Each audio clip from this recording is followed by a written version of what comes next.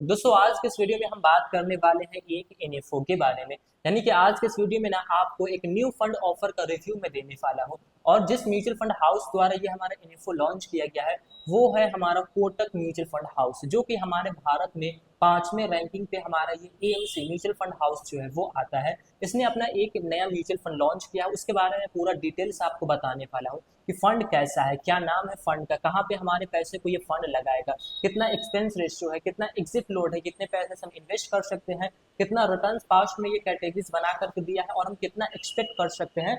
यानी कि ना आपको एक बेसिक डिटेल्स में यहाँ पे देने वाला हूँ। तो चलिए बिना देर के हुए आज के इस वीडियो को हम शुरू करते हैं। वीडियो में आप नए हैं तो वीडियो को लाइक कीजिए और हमारे चैनल को वारिस टॉप फ्रेंड्स को सब्सक्राइब कीजिए, ताकि इस तरीके के वीडियोस जो है वो आपको मिलती रहे। तो सबसे पहले ना हम यहाँ पे फंड का नाम जानते हैं कि एनएफओ जो आया है वो फंड का हमें क्या नाम देखने को मिलता है। फंड का नाम हमें देखने को मिलता है Kotak Nifty mid cap 150 momentum 50 index fund. तो ये ना हमें यहाँ पे नाम देखने को मिलता है। अब ना मैं आपको ना नाम के अंदर से ही ये चीज बताऊंगा कि आपके पैसे को किन जगह पे लगाया जाएगा। अगर आप बेसिक डिटेल्स ले करके अगर आप किसी नाम को अच्छे से देखकर सोचते समझते हैं तो आपको पता लग जाता है कि आपके पैसे को किन जगहों पे इन्वेस्ट किया जाने वाला है। तो चलिए हम यहाँ पे पहले यही समझते हैं कि हमारे पैसे को कहाँ लगाया जाएगा, उसके बाद हम और फंड की बेसिक डिटेल्स के बारे में जानेंगे। तो सबसे पहले नाम में आपको देखने को मिल रहा है कोटक। इसका मतलब ये है कि ये म्यूचुअल फंड जो है ये कोटक का म्यूचुअल फंड है, जिसको ना कोटक म्यूचुअल फंड हाउस द्वारा मैनेज किया जाएगा। इसके बाद हमें इसके अंदर में देखने को मिलता है निफ्टी मिड कैप 150। ठीक है, तो मिड कैप कैटेगरीज आपको ये चीज मालूम होगा कि इक्विटी के अंदर में 3 कैटेगरीज होती है, एक लार्ज कैप, एक मिड कैप और एक स्मॉल कैप। तो यहाँ पे ना आपके पैसे को ना मिड कैप कैटेगरीज के अंदर में इन्वेस्ट किया जाएगा।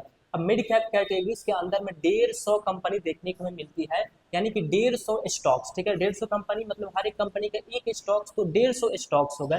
तो यहाँ पे ना जो टारगेट में रखा जाएगा वो मिड कैप की पूरी कंपनी को, 150 कंपनी को टारगेट में रखा जाएगा। और आपके पैसे को कहाँ इन्वेस्ट किया जाएगा वो है मोमेंटम 50 इंडेक्स। ठीक है, यानी कि आपके पैसे को ना 150 कंपनी के अंदर में मात्र 50 कंपनी के अंदर में ही इन्वेस्ट किया जाएगा।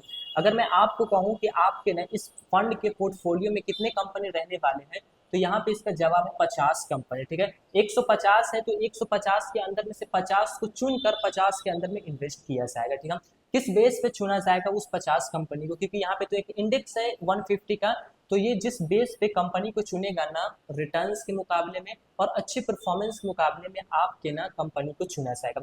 जो कंपनी 6 महीने में अच्छी परफॉर्म किए होंगे उनको चुना जाएगा, जिसका मार्केट में कोई ऐसा रूल वो लाने वाला हो, ऐसा प्रोडक्ट लाने वाला हो जिससे वो काफी प्रॉफिट में जाने वाला हो। तो ये सभी चीज देख करके आपको 50 कंपनी को चुना जाएगा और चुन करके 50 के अंदर में आपके पैसे को इन्वेस्ट किया जाएगा। मिड कैप के ही कंपनी रहेंगे लेकिन मात्र 50 कंपनी रहेंगी। तो अब आपको ना ये चीज क्लियर हो गया होगा कि आपके पैसे को किन जगहों पे इन्वेस्ट किया जाएगा।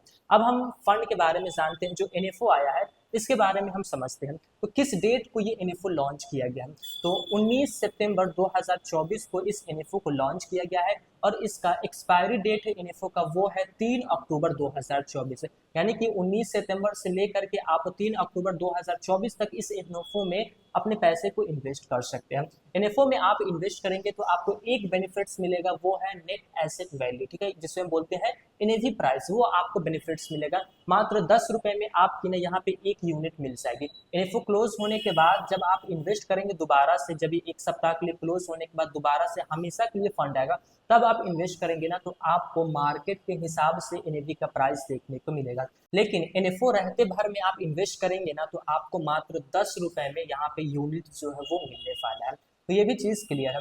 अब मान के चलते हैं कि आपको ना ऐसे फंड के अंदर में इन्वेस्ट करना है जो कि मिड कैप कैटेगरीज के फंड हो और उसमें से ही 50 कंपनी ही चुना जाएगा, वैसे जगह पे आपको इन्वेस्ट करना है तो कितना पैसा आपके पास होना चाहिए। तो यहाँ पे ना मिनिमम 100 रुपीज रखा गया। ठीक है, अगर आप एसआईपी करना चाहते हैं तो भी आपके पास 100 रुपए जो है वो होना चाहिए। अगर आप लमसम जिसे वन टाइम इन्वेस्टमेंट कहते हैं वो भी आप करना चाहते हैं तो इसके लिए भी आपके पास 100 रुपए होने चाहिए। तो ये काफी अच्छी बात है कि आप एक बार भी पैसा डालना चाहे तो 100 रुपए, एसआईपी भी करना चाहे तो 100 रुपए है। अब तक हमने ना बेसिक चीजों को समझ लिया है।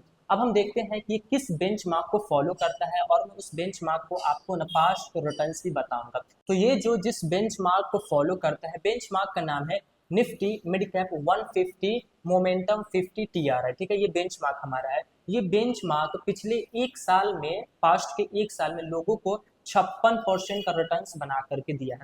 और पिछले 2 साल की अगर हम बात करें तो ये ना 40% का रिटर्न्स बना करके दिया है। पिछले एक साल के अंदर में 56% रिटर्न्स बना करके दिया है, और पिछले 2 साल का एक एवरेज रिटर्न्स हम निकाले तो ये हमें 40% का रिटर्न्स जो है वो बना करके दिया है। तो अब इसी के मुताबिक आप फ्यूचर में रिटर्न जो है एक्सपेक्ट कर सकते हैं। यहाँ पे 5 साल, 10 साल, 15 साल का डाटा नहीं है, क्योंकि ये जो कैटेगरीज है 150, मोमेंटम 50 जो है, ये कैटेगरीज अभी हाल में लॉन्च किया गया है, जिस वजह से हमें कम ही रिटर्न्स जो है वो देखने को मिलते हैं।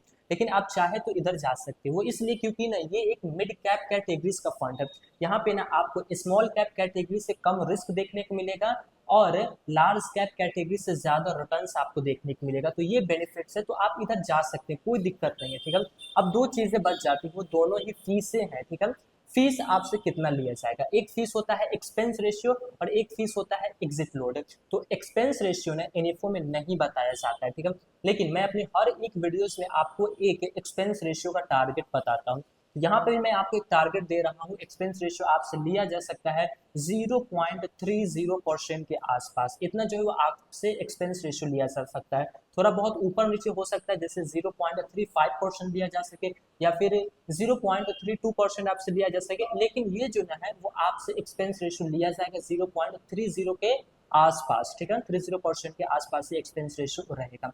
अब एग्जिट लोड, मान लीजिए आपने पैसा इन्वेस्ट किया, कब आप निकालेंगे तो आपको चार्ज लगेगा और कब आप निकालेंगे तो चार्ज नहीं लगेगा। तो यहाँ पे ना एग्जिट लोड 0% रखा गया, यानी कि नील, ठीक है, 0% है। अब जब भी इन्वेस्ट कीजिए और जब भी इस फंड से आप पैसे को विड्रॉवल कीजिए, आपको कोई भी एग्जिट लोड चार्ज नहीं देना पड़ेगा। तो ये इस फंड का आप प्लस पॉइंट जो है वो समझ सकते हैं। अब तक ना आपको एनएफओ के बारे में पूरा डिटेल्स मिल गया होगा, लेकिन मैं अब एक आपको ऐसा चीज बताने वाला हूँ जिससे आपको पूरी कंफर्म हो जाएगा, ठीक है, 100% आपका कंफर्म हो जाएगा कि हाँ कैसा फंड रहने वाला है, कैसा परफॉर्मेंस रहने वाला है। आज से 2 साल पहले टाटा म्यूचुअल फंड हाउस द्वारा एक फंड लॉन्च किया गया था, जिस फंड का नाम हमें देखने को मिलता है Tata Nifty mid cap 150 momentum 50 index fund.